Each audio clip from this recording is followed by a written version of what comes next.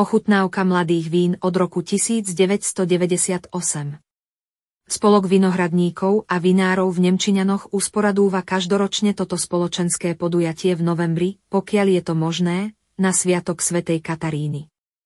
Napríklad vo Francúzsku sa toto podujatie koná vždy v tretí štvrtok v mesiaci november.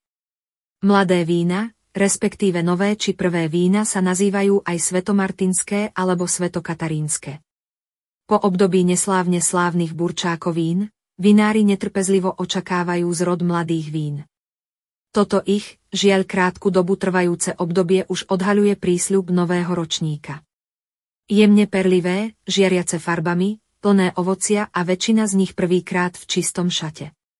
Podujatie sa koná od roku 1998 v komornej atmosfére a je určené len pre odbornú verejnosť. Na snímke odborní posudzovatelia vín, v poradí zľava zo Slovenskej poľnohospodárskej univerzity v Nitre, Jaroslav Jedlička a Štefan Ajler, z vinárskych závodov v Topolčiankach, Karol Kríž a zo Spolku vinárov a vinohradníkov v Nemčiňanoch, Jozef Nízl.